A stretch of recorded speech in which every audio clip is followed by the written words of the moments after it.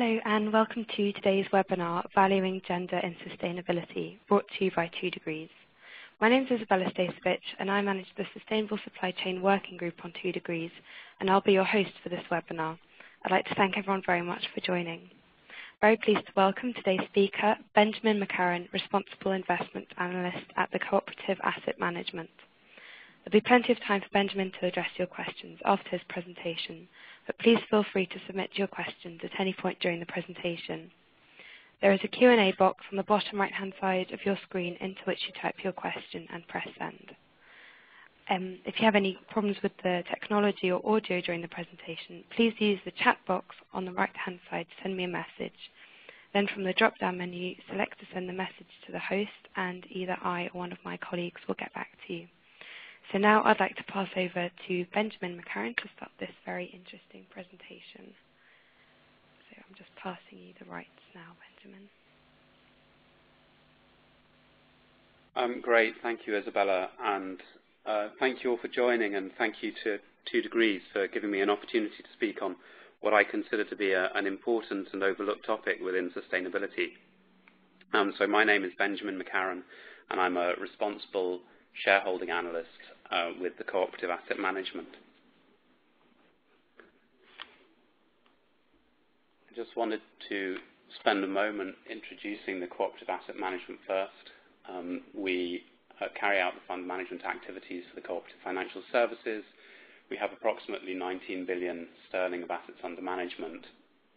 And because of our cooperative ownership structure and heritage, really, we have a long-standing tradition of social responsibility. And within investments, we take that forward in 2 ways. One is by integrating consideration of environmental, social, and governance issues throughout the investment process. And also we have an ethical engagement policy by which we will engage and take up issues with companies, both where it's relevant to value, but also in accordance with customer values. So I just wanted to cover briefly our work on gender balance and sort of how we got started really with this issue. Basically, we started with some in-depth research. Last year, we undertook an analysis of the FTSE 350 with the Observer, and it's the Good Companies Guide. If you've seen it, it was published towards the end of August last year. And I'll be sharing quite a lot of the headline results from that study with you in this presentation. We have also we're leading a collaborative engagement with US investors Pax World and Calvert, and that's with 9 investors globally in 8 different countries, really highlighting that essentially the problem of gender imbalance is quite a global phenomenon. We regularly discuss gender with companies in which we're invested, particularly highlighting if there's poor disclosure, which means that we can't actually analyze whether or not they're addressing this issue. And finally, we've undertaken lobbying and successfully, and the addition of the UK Corporate Governance Code that was released earlier this year, which sets out essentially guidelines for board structures, includes reference now to the benefits of diversity and particularly gender. So for this webinar, we'll be looking at why gender balance is important, and then the results from the Good Companies Guide study, highlighting the imbalance, and then finally turning to some steps that can be taken to improve women's participation. So, gender balance and why it's important. We feel that it can bring benefits across the spectrum for the world, for women, and also for business. And I kind of wanted to expand on each point in turn and also set the context for why I think that essentially women's empowerment is also a climate change relevant issue. Considering democracy, it's been 82 years since women had the vote in the UK. Currently around 20% of MPs are women, but the representation, as we'll come to see, in corporate power structures is much more limited. That's just a simple democratic failing. That second point on collaboration, it's how I first came to this topic. Essentially, women and women's leadership styles tend to be much more collaborative, and as is frequently stated, the key to restructuring supply chains and value chains in the context of climate change, both for mitigation and adaptation, is collaboration. So women's leadership styles, I think, would tend to give a natural advantage there, and that will be better for overall mitigation prospects.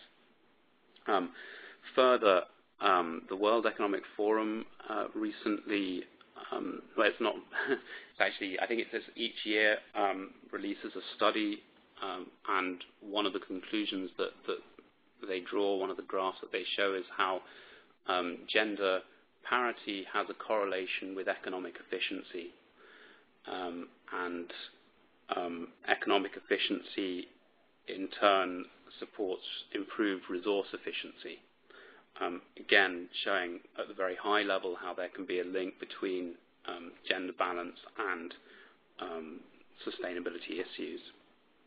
Then considering women, I think kind of obviously gender balance brings benefits for women, but the way in which it does so is not always kind of clear.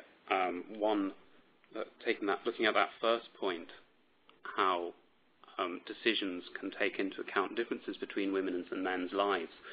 So, for example, most corporate talent management strategies look at high performers in their early 30s, and that's the time at which individuals are identified for further development and accelerated growth within hierarchies. But of course, 30s is just not likely to be a good time for women, when women are much more likely to be having significant responsibilities within their personal lives. So talent development strategies that consider women employees in their 40s as well as in their 30s would likely be a much sort of better strategy, and that would allow women much more freedom within their lives. I think it's also worth pointing out some of the ways in which improved gender balance within power structures might actually spill over into other areas and have positive effects broader in society. For example, it's our view that such issues as the shockingly low conviction rates for rape could potentially be improved if there were more women in society in senior positions. It just might subtly change modes of behavior in various different ways. Just a recent example of that was an attempt by a US senator to remove the right to free pain care for women during pregnancy in his state. So finally, coming to business, we think that business is unlikely to be convinced by many of those arguments.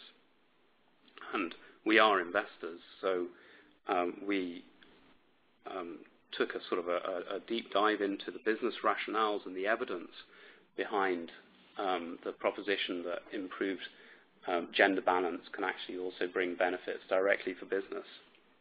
And what we found was that there's a very, very strong case that it does. And the case is broadly categorized as improved leadership, improved talent development, and improved marketing. And essentially, because it's corporates and businesses that whose behavior we're looking to change, we sort of focus much more on that going forward, certainly in this presentation. We also think it's a sort of very useful tool and approach to engineering change within organizations. So, looking further at the rationales, leadership, talents, and markets, I wanted to distinguish rationales from evidence and studies. We have some studies on the next page, but this is sort of more a schematic. Under leadership, it's important to note that it's the increased number of perspectives that count. So coming to a good decision requires a broad array of options and then the ability to choose between them. And as touched on earlier, the UK Corporate Governance Code makes this point that boards should avail themselves of the benefits of diversity, particularly gender, diverse perspectives helping decision making. For talent, it just seems clear that if talented women are not getting senior jobs in organizations, then less talented men are. And finally, under markets, we think women naturally market better to women as they understand women better.